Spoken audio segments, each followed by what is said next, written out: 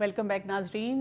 ہمارے ساتھ ہمیں جوائن کیا ہے ڈاکٹر ثاقب رشید نے کیلیفورنیا سے. یہ ایڈکشن ایکسپرٹ ہیں.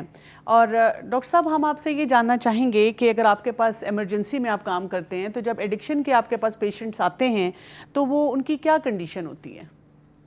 میرے خیال میں ایڈکشن جو ہے وہ ایک ایوولوشن کا اور انسان کا ایک نیچرل فنامنا ہے.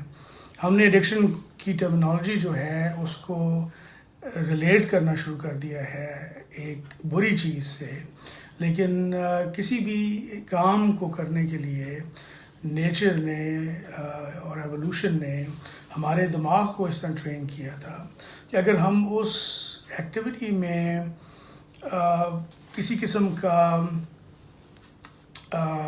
پلیجر نہیں اچیو کریں گے یا کوئی سکون نہیں پائیں گے، ہم اس ایکٹیویٹی کو بار بار کر نہیں سکیں گے. صحیح. تو ہمارے جو سنگرز ہیں، ہمارے جو ایتھلیٹس ہیں، ہمارے پروفیشنلز ہیں، ڈاکٹرز ہیں، پولیٹیشنز ہیں، جو positive form of reinforcement ہے، ان سب کے ساتھ یہ ہے کہ وہ ایکٹیویٹی جب تک اس کو بار بار کرتے رہیں گے وہ ان کو ایک سیٹسفیکشن دے گی اور اس کے ساتھ وہ اس کو بار بار کر کے چیزوں کو امپروو کریں گے. جبکہ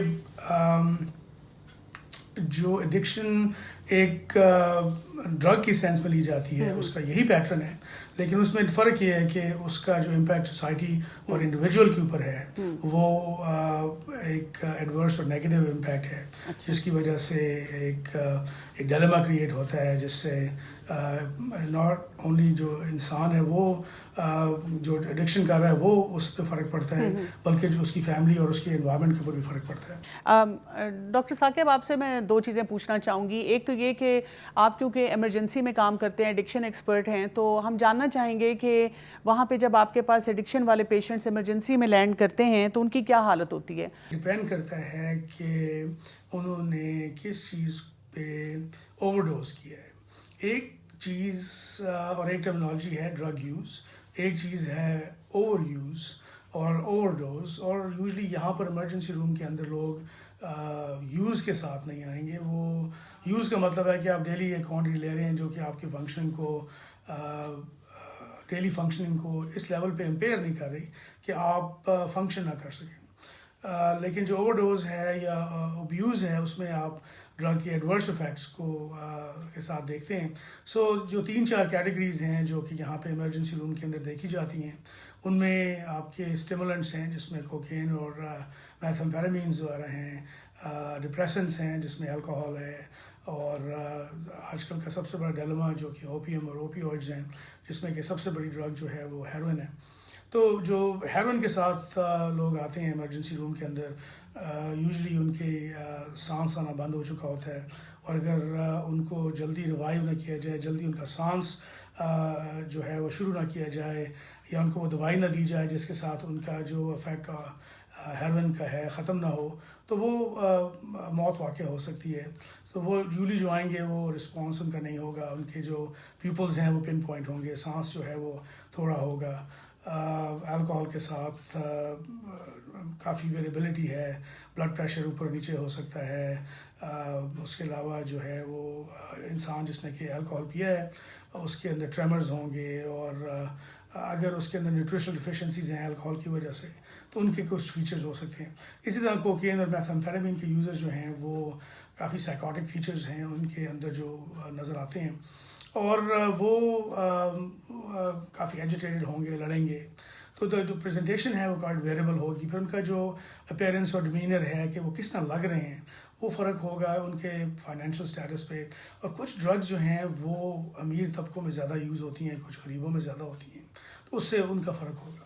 اور دوسرا ہمیں یہ بھی بتائیے گا کہ اس وقت امریکہ میں بہت سے پاکستانی اور مسلمان رہتے ہیں، اور ظاہر ہے کہ وہاں پہ بھی جب ان کو ایڈکشن کا سامنا کرنا پڑتا ہے تو ان مسلمان فیملیز کو کون کون سے چیلنجز جو ہیں ایڈکشن سے ریلیٹڈ اپنے بچوں کے لیے فیس کرنے پڑتے ہیں؟ اس میں ایک بڑا سمپل فیکٹ ہے کہ ڈرگ ایڈکشن جو ہے وہ نہ ریلیجن دیکھتی ہے، نہ کلچر دیکھتی ہے، نہ باؤنڈری دیکھتی ہے. اس کا بڑا سمپل ایک کانسیپٹ ہے کہ جو امیگرینٹس ہیں ان کی ایک یونیک پرابلم ہے. انہوں نے 2 چیزیں وہ ڈیفینڈ کرتے ہیں پہلی جنریشن کے اندر. اس میں ایک ان کا کلچر ہے اور دوسرا ان کا ریلیجن ہے، اور وہ دونوں کے اندر مار کھاتے ہیں اور الٹیمیٹلی وہ کمپرومائز کرتے ہیں کسی ایک چیز کے اوپر، یا کچھ سیٹس کو وہ ایک چیز سے لیں گے، فار ایگزامپل کچھ ویلیوز کو کلچر سے لیں گے، کچھ کو وہ ریلیجن سے لیں گے اور اس کا کچھ مکس کر کے اس کو وہ پریزنٹ کریں گے. تو جو ان کے بچے ہیں ان کے ساتھ وہی ڈیلما ہے، کیونکہ وہ بچے پہلی جنریشن والے وہ فٹ نہیں ہو رہے اس کمیونٹی میں، وہ ڈیسائیڈ نہیں کر سک رہے کہ وہ کون ہیں اور ان کا ایگزسٹنس کیا ہے، ان کا ریلیجن کیا ہے. ان کے گھر میں ایک بات بتائی جا رہی ہے اور گھر کے باہر ایک دوسری بات بتائی جا رہی ہے. دوسری ایک ڈفرینس یہ ہے کہ ہمارے کلچر میں، مسلمان کلچر میں، پاکستانی کلچر کے اندر الکوہول کو ایک برا سبسٹنس سمجھا جاتا ہے ایز کمپیئر ٹو چرس اور کوکین اور ہیروئن کے، کیونکہ ایک جنرل ازمپشن ہے کہ جو انٹاکسیکنٹ ہے ان دا فارم آف الکوہول اسلام میں پروہیبٹڈ ہے. تو اس لیے بٹ یورپین جو ہیں یا جو ویسٹرن ملک ہیں ان کے اندر فرق یہ ہے کہ وہ الکوہول ایک ایکسیپٹیبل ہے ڈرنک اور بیوریج ان کے کلچر میں. سو ان کا جو ڈیمینر ہے ٹورڈز ڈرگز وہ تھوڑا سا فرق ہے. بہت بہت شکریہ آپ کا، جزاک اللہ خیراً. جی ماجبین، آپ ہمیں بتا رہی تھیں کہ جب بچے جیسے وہ تھریٹس دے رہے ہیں اور ماں باپ کو غصہ آ رہا ہے، وہ اپنی طرف سے شروع میں کنٹرول کر رہے ہیں اور پھر نہیں کنٹرول کر پا رہے، تو ہمارا دین اس سلسلے میں ہماری کیا رہنمائی کرتا ہے؟ اور جنرلی بھی ہم دیکھتے ہیں کہ جو بھی ایکسپرٹس ہیں وہ اس وقت کیا بتاتے ہیں کہ والدین اپنے غصے کو کیسے کنٹرول کریں؟ کمل، سب سے پہلے ماں باپ جو ہے نا ہمارے لیے ایک ماڈل کی حیثیت ہوتی ہے نا گھر میں. تو اگر وہ شروع سے اپنا غصہ کنٹرول کریں گے تو بچے کو بھی غصہ کنٹرول آئے گا. اور ہمارے دین میں تو اس کی بہت خوبصورت مثال ہے. رسول اللہ صلی اللہ علیہ وسلم نے فرمایا کہ اگر جب تم غصے میں ہو تو اگر تم کھڑے ہو تو بیٹھ جاؤ اور بیٹھے ہو تو لیٹ جاؤ، پوزیشن چینج کر لو، پانی پی لو. اچھا کیوں کریں؟ سائنٹیفکلی یہ پرووڈ ہے کہ غصے میں ایک تو ہمارے جو کیمیکلز ہیں نا باڈی کے اندر بہت زیادہ ہائی ہو جاتے ہیں. جب ہم پانی پیئیں گے تو کیمیکلز ڈائلیوٹ ہوں گے تو تھوڑا ہمارا نیچے بیٹھے گا، اور غصے میں انرجائز ہو جاتے ہیں، ایسے لگتا ہے انرجی بہت آ گئی. تو اس کے لیے جب ہم کھڑے سے بیٹھیں گے اور بیٹھیں گے لیٹیں گے تو ایک دم سے سکون ہوگا، وہ غصہ اور نیچے بیٹھے گا کیونکہ ہماری انرجی لیول لو ہوگا.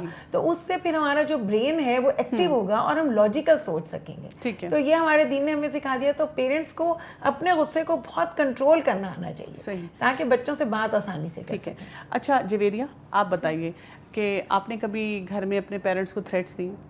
نہیں، ابھی تک مجھے تو موقع اس طرح نہیں آیا کیونکہ میں بچپن سے اسی سائڈ پہ تھی، تو مجھے ایسے کبھی غصہ نہیں آیا. اچھا، غصہ نہیں آیا؟ جب غصہ آتا ہے تو بہت کم ایسے ہوتا ہے کہ بہت زیادہ مجھے غصہ آیا. لیکن آپ کو لگتا ہے کہ جو آپ اسپورٹس ایکٹیویٹیز میں انوالوڈ ہیں اس کی وجہ سے فرق پڑتا ہے؟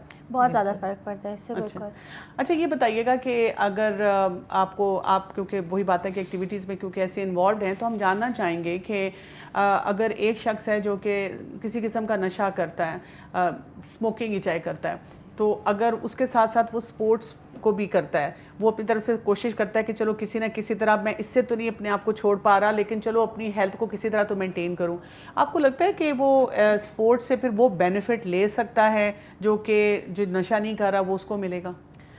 بینیفٹ تو ظاہری سی باتوں سے ہوتا ہے، بینیفٹ تو ہوگا کیونکہ وہ ایسی اچھی ایکٹیویٹیز کر رہا ہے تو پازیٹیو افیکٹ تو آئے گا، لیکن اتنا پازیٹیو نہیں آئے گا جتنا ایک نارمل پیپل یا نارمل پرسن کی لائف پہ آئے گا. اس طرح سے آئے گا کیونکہ ایک اسموکر ہے، فار انسٹنس میں تھوڑا سا میکینزم بتاتی ہوں. ایک اسموکر ہے فار انسٹنس، اسموکنگ اگر ایک وہ کر رہا ہے، ایکسرسائز کوئی بھی کرتا ہے، کوئی بھی ایکسرسائز پرفارم کرتا ہے، ایک انڈیورنس لیول ہوتا ہے اس کی، مطلب ہمت کا لیول ہوتا ہے، ٹھیک ہے. تو اس لیول تک پہنچنے کے لیے وہ نارمل پرسن کو کبھی بھی نہیں کر سکتا. ایک تو اس وجہ سے کیونکہ ہماری نارملی بلڈ سپلائی چاہیے ہوتی ہے ہمیں ہر چیز کے مسل کو ورک کرنے کے لیے، تو نارملی ہمارے بلڈ کیا آکسیجن لے کے جا رہا ہوتا ہے. لیکن جو اسموکرز ہوتے ہیں ان کے اندر کاربن مونوکسائڈ اتنی زیادہ بڑھ جاتی ہے کہ ان کا بلڈ آکسیجن کی بجائے زیادہ کاربن مونوکسائڈ ان کے اندر بڑھنا شروع ہو جاتی ہے.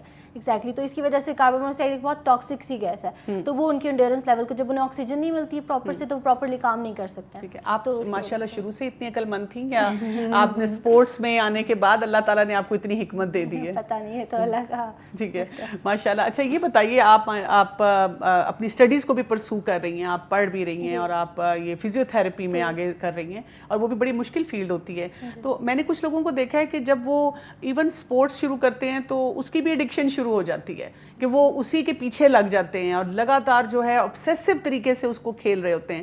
تو یہ بیلنس بھی ہم کیسے اپنے آج کے یوتھ کو اور ایسے لوگوں کو جو کہ فٹنس فریکس ہیں یا وہ چاہتے ہیں کہ ہم ہر وقت فٹ رہیں، ان کو کیسے یہ سکھا سکتے ہیں کہ کیسے بیلنس اسٹرائک کیا جائے؟ بیلنس تو اللہ تعالیٰ نے بھی ہمیں یہ بات بتا دی ہے کہ میانہ روی، ہر چیز میں میانہ روی ہونی چاہیے. تو آپ اگر اسپورٹس کرتے ہو تو اس میں بھی آپ کو ایک لیول مینٹین کرنا چاہیے. یہ نہیں کہ آپ اسپورٹس کرتے ہو تو پورا ہفتہ، پورا دن، پورے دن رات آپ ایک ہی کام پہ فوکس کرو اور باقی چیزیں بھول جاؤ. دل تو چاہتا ہے نا، جیسے دیکھیں نا آپ ایک دفعہ اسپورٹس کرتے ہیں، آپ کے اندر ہیلدی ہارمونز آتے ہیں، سارے کیمیکلز آتے ہیں، آپ کو ایک فیلنگ ہوتی ہے، تو اس وقت دل تو چاہتا ہے. تو اپنے آپ کو کیسے آپ پھر روکتی ہیں کہ نہیں اب بس اتنا ہو گیا، اب اس کے بعد کچھ اور کرنا ہے؟ کیونکہ ہم دیکھتے ہیں آج کل کے دور میں آپ کو کئی دفعہ ایسی موویز اور انسپریشنل کلپس بھی ملتے ہیں کہ ایک شخص پاگلوں کی طرح ایک اسپورٹس کے پیچھے لگا ہوا ہے. تو وہ بیلنس آپ کیسے، کوئی پریکٹیکل ٹپس دیں؟ اچھا، اس کے لیے ایک پراپر آپ کے پاس ٹائم ٹیبل ہونا چاہیے ہر چیز کا. ٹائم ٹیبل، کوئی پڑھائی کا آپ ایک الگ ٹائم رکھیں کہ دن میں اتنے ٹائم پہ آپ نے پڑھائی کرنی ہے. دوسرے ٹائم پہ آپ الگ ٹائم ٹیبل بنا لیں کہ شام کو اس ٹائم پہ میں نے اسپورٹس کرنی ہے، اس کے علاوہ کوئی بھی ایکٹیویٹی نہیں کرنی. تو ہر چیز کا جب ہمارے پاس ایک ٹائم ٹیبل ہوگا، پراپر ٹائم سیٹ ہوگا، تو یہ بھی کبھی بھی پرابلمس فیس نہیں کرنی پڑیں گی ہمیں. اچھا ماجبین، یہ بتائیے کہ جیسے ماشاء اللہ جویریہ اتنے وائزلی بتا رہی ہیں، ایک ینگ اسٹوڈنٹ ہونے کے ناطے بھی بہت ماشاء اللہ کلیئرٹی نظر آ رہی ہے کہ کیسے کریں. اللہ تعالیٰ ہمارے سب نوجوان نسل کو اسی قسم کی ایک تھاٹ پروسیس دے کہ صحیح طریقے سے کیسے کام کرنا ہے. ہمارے بچے آج کے دور میں رہتے ہوئے، جبکہ ان کے اتنی ایزی ایکسیس ہے to all form of knowledge, اور وہ ہر چیز کو اسٹڈی بھی کر سکتے ہیں، لیکن یہ غلط فیصلے کیوں کرتے ہیں ہمارے بچے؟ اس لیے کمل کہ ہم نے بچپن سے ماں باپ انہیں پرابلم سالونگ نہیں سکھاتے. جب کوئی پرابلم آتا ہے نا تو سب ایک دم سے ہائی الرٹ پہ آ جاتے ہیں، اور سب کے جو اسٹیمنا ہے نا وہ اتنا کم ہو جاتا ہے کہ وہ ذرا سی بات پہ ٹیمپر لوز کر لیتے ہیں. تو بچے دیکھتے ہیں کہ گھر میں کے بجائے اس کے کہ ہم پرابلم سالونگ کریں، وہ پرابلم بہت بڑی بن جاتی ہے. تو شروع سے ہمیں بچوں کو سکھانا چاہیے کہ پرابلم سالونگ کیسے کرتے ہیں. کیسے؟ چند کوئی ایگزامپل اس کی میں آپ کو مثالیں سے دیتی ہوں. مثلا آپ کا بچہ ہے اور آپ دیکھ رہے ہیں کہ وہ اسٹڈی میں پہلے بہت اچھا جا رہا تھا، لیکن اب آپ کو لگ رہا ہے کہ ذرا سا کم ہونا شروع، اب یہ پرابلم آئی ہے. اب سب سے پہلے ایویلیویٹ کریں آپ نے، پھر آپ نے نالج، آپ دیکھیں کون کون سے سبجیکٹ میں اس کے مارکس کم آ رہے ہیں اور کون سے آپ نے اس میں ٹھیک ہے. اب آپ نے ان سبجیکٹ کو لے لیا. اب آپ نے سب سے پہلے بچے کے ساتھ بیٹھ کے ڈسکس کرنا ہے کہ بیٹے اب پرابلم کو آپ نے کیا کرنا، توڑنا ہے. ٹھیک ہے نا، جو اتنی بڑی ایک دم آگے آپ نے سبجیکٹ چوز کر لیے، پرابلم ٹوٹ گئی. اب فردر آپ نے پوچھنا ہے اچھا یہاں پہ آپ کو سمجھنے میں کچھ مسئلہ آ رہا ہے، آپ نے اس سے باتوں میں اگلوانا ہے. اس کو ڈائریکٹ یہ نہیں کہنا کہ، اور اس کو آپشنز دکھانی ہے کہ دیکھو اس کا کوئی حل نکالیں گے. بالکل. اور پھر آپ نے کہیں ٹیچر، اگر ٹیچر سے ہم چلتے ہیں بات کر لیتے ہیں، اگر آپ سمجھتے ہیں کہ ہم ٹیچر سے بات کریں. اگر آپ سمجھتے ہیں آپ کو ایکسٹرا ہیلپ چاہیے تو ہم اس کے لیے بھی بات کر سکتے ہیں، ہم کسی سے ایکسٹرا ہیلپ لے سکتے ہیں. اس سبجیکٹ میں کہاں آپ کو مشکل آ رہی ہے، اب آپ نے پرابلم کو کر کے اب آپ نے اس کا حل نکال لیا، لیکن اب عمل بھی کرنا ہے. ہم حل بھی نکال لیتے ہیں، بچہ کہتا ہے نہیں میں کر لوں گا، آپ نہ فکر کریں. نہیں، آپ نے حل نکال لیا، اس پہ عمل کیا. جب عمل بھی کر لیا اس کے بعد پرسو بھی کرنا ہے. ساتھ پھر آپ اس کو پرسو کرنا بھی بچے کو سکھائیں کہ اب 1 مہینے کے بعد کیا حالات ہیں، 3 مہینے کے بعد کیسا رزلٹ آ رہا ہے، اور پھر بھی اگر آپ کو پرابلم آ رہا ہے پھر دوبارہ سے اس کو اسی طرح سے کر کے حل کریں. تو اس طرح بچہ بھی سیکھے گا. اسی طرح دیکھیں بچے کئی دفعہ گھروں میں آ کے بتانا شروع کر دیتے ہیں کہ کوئی مجھے بچہ بلی کر رہا ہے کہیں پر، اور مجھے اس طرح سے کر رہا ہے. تو والدین اکثر یا تو پریشان ہو کے اسکول بدلتے ہیں، ادارہ بدلتے ہیں، سیکشن بدلتے ہیں. تو یہ پھر پرابلم سالونگ نہیں. دیکھیں یہ پرابلم سالونگ نہیں. اگر بلی کر رہا ہے بچہ تو وہ تو کسی بھی اور ادارے میں بھی اسی طرح بلی کرے گا. اب آپ نے اپنے بچے سے یہاں بات کرنی ہے کہ کس طرح سے. بعض اب آپ دیکھیں کہ جب ہم بات کرتے ہیں تو بچے کو بھی اس کے تھریٹ یا بلی ہونا اتنا برا نہیں لگتا، اور آہستہ آہستہ وہ دوست بھی بن جاتے ہیں. اور وہ بھی پیرنٹس کو اس کی بھی کوئی اچھی بات کہ اچھا وہ بلی تو کرتا ہے لیکن وہ اس طرح سے کرتا ہے، یا آپ اپنے دوست اس طرح سے کر لیں. ان کو نا حل نکالنے بتائیں کہ اس کو میں نے رہنا تو اسی معاشرے میں، بچے نے وہاں بلیز بھی ہوں گے، ہر طرح کے لوگ ہوں گے، تو حل کرنا بتائیں کہ کیسے. جویریہ ہم یہ بات کریں پرابلم سالونگ کی، جو آپ مارشل آرٹس کرتی ہیں وہ آپ کو کیا پرابلم سالونگ میں بھی مطلب اس میں کوئی ایسا طریقہ ہوتا ہے کہ آپ کو پتا ہوتا ہے کہ یا فکس پیٹرن ہے کہ دماغ بند ہے اور آپ کر رہے ہیں، یا اس سے آپ کو لگتا ہے کہ آپ کو یہ سکلز بھی آنا شروع ہوتے ہیں؟ اچھا، ابھی پہلے بھی میں نے جیسے بات کی تھی کہ کانفیڈنس کی بات کی تھی میں نے، کہ بہت زیادہ کانفیڈنس آپ کو رہتا ہے. تو جب آپ کے پاس ایک کانفیڈنس ایک چیز کا ہوتا ہے کہ آپ وہ لوگ کر لو گے تو آپ کو حل بھی مل جاتا ہے فوراً سے. اس کے علاوہ آپ فوکس، سب سے مین امپورٹنٹ. آپ کوئی بھی اسپورٹس یا کوئی بھی ایسی ہیلدی ایکٹیویٹی کرتے ہو تو اس سے آپ کا فوکس ہمیشہ اچھی چیزوں پہ جاتا ہے. جب آپ کا فوکس نارمل ہوگا، آپ ہر چیز پہ فوکس صحیح سے کر سکو گے تو پرابلم سالونگ کوئی بھی ایک مشکل کام نہیں ہوگا. اچھا کیا یہ بھی ہوتا ہے کہ جیسے ہمارے اندر یہ بھی بہت زیادہ ایک چیز ہوتی ہے کہ ہم نے بڑا فیصلہ کیا کہ ہم نے کوئی غلط کام نہیں کرنا, اب فرینڈز بیٹھے ہوئے ہیں اور انہوں نے ایک دم کہا کر لو جسٹ دس وانس, کوئی بات نہیں, یہ کھا لو, یہ پی لو, یہ لے لو, تو پھر ہم پریشر میں آ کے لے لیتے ہیں. کیا آپ کو لگتا ہے کہ اسپورٹس سے اس چیز کے اندر بھی آپ کی کوئی ول پاور بلڈ ہوتی ہے کہ نہیں اگر میں نے فیصلہ کر لیا نہیں کرنا تو نہیں کرنا؟ آپ کے فرینڈ جب آپ کو کوئی چیز آفر کرتے ہیں, ہوتا ہے نا کئی دفعہ آپ کو جنک فوڈ ہی آفر کرتے ہیں, یا اور بھی ہو سکتا ہے کسی نے آپ کو کبھی کوئی سگریٹ یا کوئی اور ایسی چیز بھی آفر کی ہو, تو اسپورٹس آپ کو کیسے ہیلپ کرتی ہے اس چیز میں؟ میں یہی ابھی تھوڑی دیر پہلے یہی بات ہو رہی تھی کہ اس لائک آپ نے جب بھی کوئی ہمارے کیونکہ ارد گرد یہ چیز بہت کامن ہو گئی ہے آج کل کہ کوئی بھی ہر لوگ کرتے ہیں, ٹھیک ہے, لیکن جب آپ اسپورٹس کرتے ہو یا کوئی بھی ایکٹیویٹی ایسی کر رہے ہوتے ہو نا, تو اس سے یہ ہوتا ہے کہ ایک تو ہماری پازیٹیو ہارمونس کی میں نے پہلے بات کی تھی, ٹھیک ہے, دوسرا یہ دو چیزیں انسان تبھی اس طرف جاتا ہے جب ایک تو اس کا سلیپ ویک سائیکل ڈسٹرب ہوتا ہے, دوسرا اس کا اسٹریس لیول زیادہ ہوتا ہے. کوئی بھی نشہ اور چیزیں تبھی بچہ اسٹارٹ کرتا ہے جب ان کی یہ دونوں چیزیں ان کے اندر آ جاتی ہیں. تو اگر یہ دونوں چیزیں ہی آپ کی ایک نارمل بیلنس پہ ہوں گی تو آپ کو اس چیز کی ضرورت ہی کبھی نہیں پڑتی ہے کہ آپ ٹرائی بھی کرو, کبھی دماغ میں نہیں آتا اس چیز. صحیح بات ہے. اچھا آپ یہ بھی بتائیں کہ لڑکیاں اکثر گھبراتی بھی ہیں اسپورٹس میں آنے میں, تو آپ نے کیسے یہ ڈیسیجن لیا کہ آپ مارشل آرٹ سیکھیں گی؟ آپ کے پیرنٹس نے آپ کو فیسیلیٹیٹ کیا, آئیڈیا دیا, یا آپ کو خود یہ خیال آیا تھا؟ خود تو مجھے نہیں آیا تھا. میری ایک تھوڑی سی سٹوری ہے, وہ یہ ہے کہ میرا بھائی, میں جب نا 8th گریڈ میں تھی تو میرے بھائی نے اسٹارٹ کیا تھا. تو اس ٹائم پہ مجھے بالکل عجیب سا لگتا تھا کہ کیا چیز ہے یہ, مطلب کچھ بھی مجھے کوئی بھی بالکل انٹرسٹ نہیں ہوتا تھا اس چیز کے اندر. لیکن with the passage of time جب وہ گھر میں تھوڑی سی پریکٹس کرتا تھا, ننچکس اینڈ اسٹکس اور تھوڑی سی ککس کی پریکٹس کر لی, تو مجھے دیکھ کے ہوتا تھا کہ کتنی مزے کی چیز ہے کہ مطلب یہ پریکٹس کر رہا ہے, یہ کیا چیز ہے. تو مجھے نا اس ٹائم پہ انٹرسٹ ڈیولپ ہوا تھا, لیکن میں نے کہا نہیں تھا گھر والوں کو. مجھے تھا کہ شاید مطلب پرمیشن ملے نہ ملے, تو یہ والا تھوڑا سا سین ہوتا ہے نا فیملیز میں. بالکل. اس کے بعد پھر بھائی نے مجھے خود ہی کہا تھا جب میں 9th یا 10th گریڈ میں تھی آئی گیس, تو مجھے اس نے خود بولا کہ تم نے جوائن کرنی ہے. تو مجھے بہت خوشی ہوئی تھی اس ٹائم پہ کہ میں نے جوائن کیا. تو اس کے بعد خیر پھر میں نے جوائن کیا تھا. تو کچھ ٹائم تو میں بہت زیادہ ریگولر تھی, بیچ میں تھوڑا سا ٹائم ہو گیا تھا لیگ یونیورسٹی کی وجہ سے, ٹائم روٹین ایسی ہو گئی تھی. لیکن اس کے بعد پھر بھی اللہ کا شکر ہے ابھی میں لائک براؤن بیلٹ تک پہنچ گئی ہوں. تو انشاءاللہ ہم اللہ سے بہت دعا کرتے ہیں کہ اللہ تعالیٰ آپ کو اس میں بہت ایکسیل کروائے اور آپ کے ذریعے بہت سی اور بچیاں بھی ہیں جو وہ سیکھیں.